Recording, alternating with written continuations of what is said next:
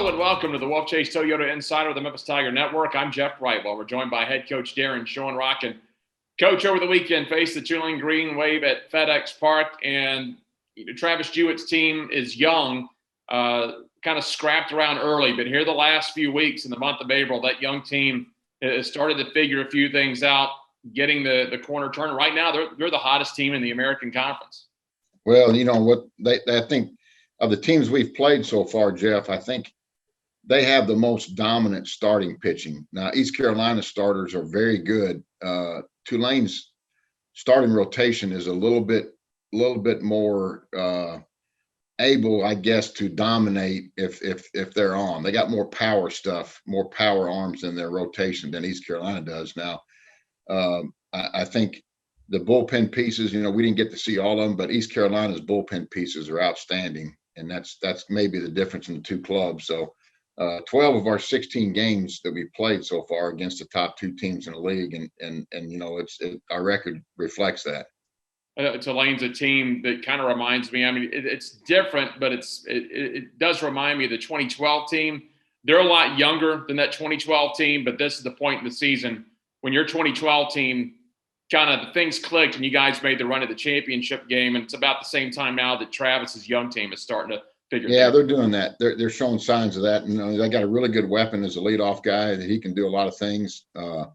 He's a table setter, and then not a prototypical heavy power laden lineup, but just guys that move balls up and down the lineup, and they have become a team in the last few weeks that have been really tough to strike out. So they're forcing you to make plays and make pitches. Talking about pitching, I know Chris had kind of a rough outing on Sunday, but overall, your first three starters, the doubleheader Friday, the single game Saturday, your starting pitching gave your team a chance to win. I was really impressed with Wimberly on Friday because didn't have his best stuff, yes, but he showed some early signs of maturity to grind through that and give you a solid start. Yeah, he sure did. He wasn't sharp, but he made he's starting to show a little bit of a veteran presence. Even though he is a freshman eligibility wise, in developing the ability to make a pitch, even if the at bat's not unfolding the way he needs it to really pitch ahead. He's making some pitches when he's behind in the count to keep us in there. Now that's living on the edge. You can't live on the edge all day, but he, as important as eating up innings on Friday is, he was able to do that, and then. It was really comforting to see Jackson Coffin took another step forward, got us into the sixth, and then Carson Stinnett back healthy.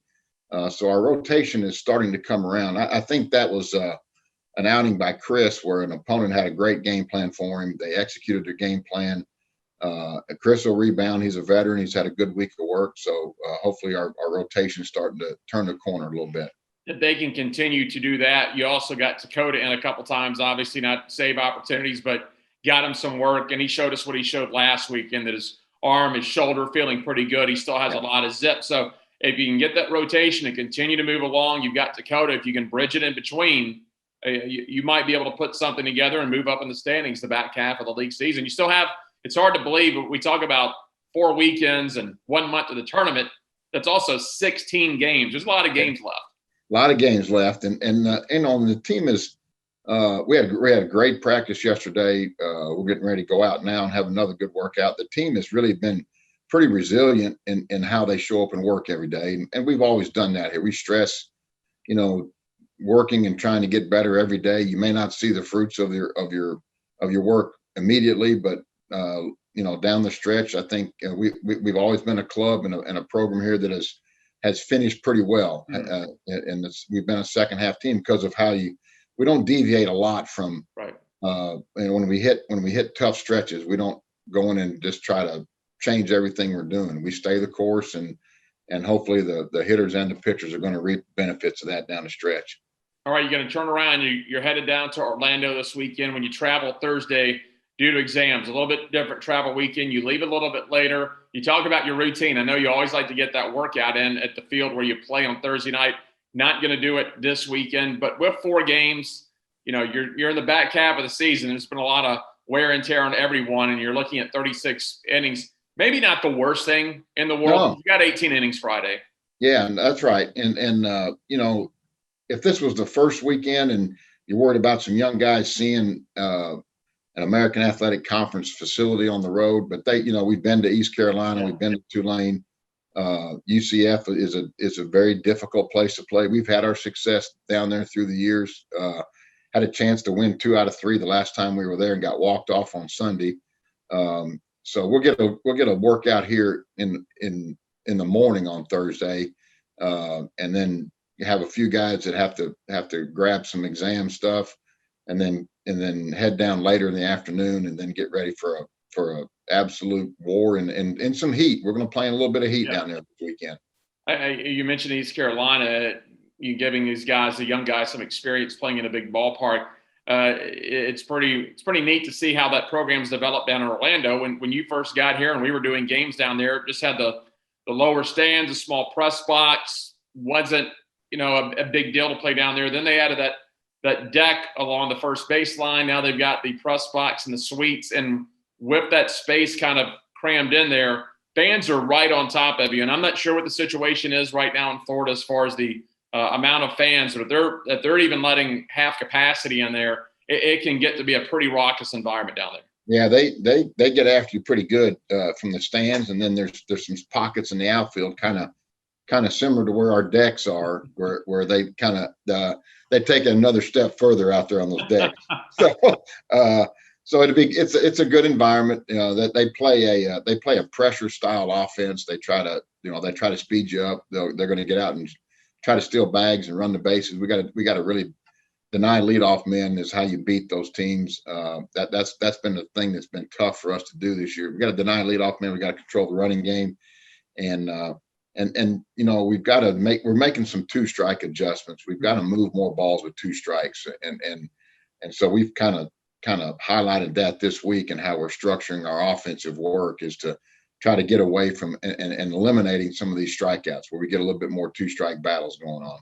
What else do you see out of UCF? Because it's a team that got out to, they made some national headlines early. They won that series against Ole Miss. They've kind of been up and down, a little Jekyll and Hyde. But then, last week they come out of Greenville and they get 2 out of 4.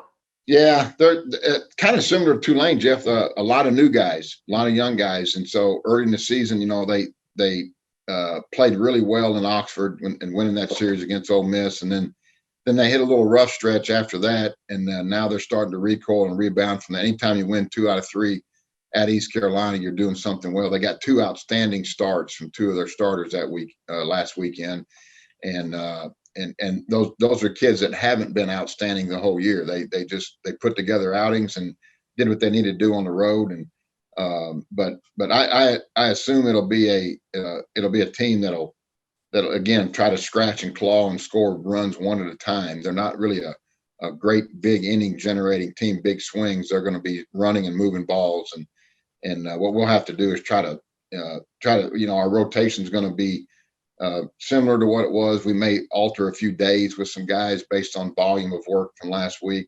but getting good starts and denying leadoff men is going to be the key.